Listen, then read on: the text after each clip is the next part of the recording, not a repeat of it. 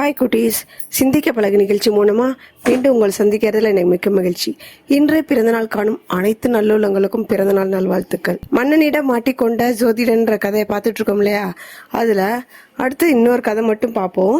ஒரு நாள் சோனையன் இருந்த ஊரில் ஒரு பணக்காரன் இருந்தாராம். அவருடைய வீட்டில் என்ன ஆயிடுச்சு, திருட்டு போயிடுச்சான். திருட்டு போனோன்னே சரி நம்ம எங்கே பார்த்தாலும் தேடி பார்த்தோம், அந்த திருட்டு போன பொருள் கிடைக்கல.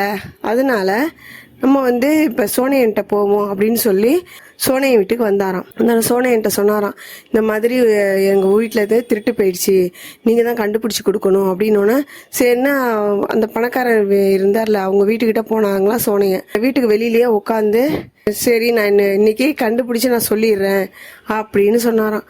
ஆனால் சோனையனுக்கு உள்ளுக்குள்ளார ஒரு பயம் இருந்தது. என்னடா நம்ம ஏதோ ஒரு பழமொழியை சொன்னோம், எப்படியோ நடந்துடுச்சு, ஆனால் இந்த திருட்டை நம்ம எப்படி கண்டுபிடிக்கிறது அப்படின்னு உள்ளுக்குள்ளாரே ஒரு பயம் முழிச்சுக்கிட்டே இருந்தாராம். அப்பன்னு பார்த்து ஊர் மக்கள் எல்லாரும் என்ன செஞ்சிட்டாங்க, ஒன்று கூட்டிட்டாங்க. அப்படி கூட்டிகிட்டு இருக்கும்போது அந்த கூட்டத்தில் ஒரு ஆள் மட்டும் என்ன பண்ணாராம், திருன்னு முழிச்சிட்டு இருந்தாராம்.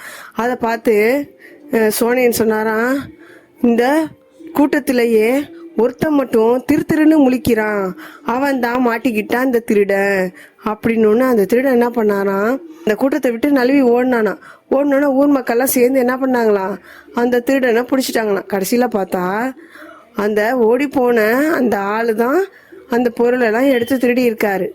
சரின்னு என்ன பண்ணாங்களாம், சோனையனை இந்த நாட்டு மக்கள் மன்னர்கிட்ட அழைச்சிட்டு போவோம் அப்படின்னு சொல்லி அழைச்சிட்டு போனாங்களாம். போனோன்னே நிரந்தரமா நீங்க இந்த அரண்மனையிலேயே இந்த மன்னனுடைய நீ என்ன செய்யணும், அரசாங்க ஜோதிடனா இருக்கணும் அப்படின்னு சொல்லி வேலை கொடுத்தாங்களாம்.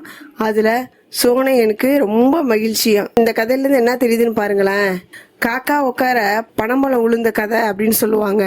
அதாவது மரத்துல பழம் பழுத்திருக்கும், அந்த பழுத்திருக்க பழம் காக்கா போய் உக்காந்தோன்னு என்ன செஞ்சிருக்கு, அது காம்பை விட்டு கீழே விழுந்திருக்கும்.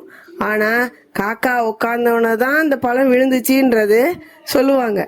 இந்த மாதிரி ஒரு பழமொழி என்ன ஆகும், ஒவ்வொருத்தருக்கும் சாதகமா அமையும், அது நல்லதாகவும் இருக்கும் இல்லையா? அதனால நம்ம நல்லதே நினைப்போம், நல்லதே நடக்கும். இந்த கதை உங்களுக்கு பிடிச்சிருந்தா லைக் பண்ணுங்க, ஷேர் பண்ணுங்க. மீண்டும் இது மாதிரி கதைகளுக்கு நம்ம சேனலை சப்ஸ்கிரைப் பண்ணுங்க. தேங்க்யூ.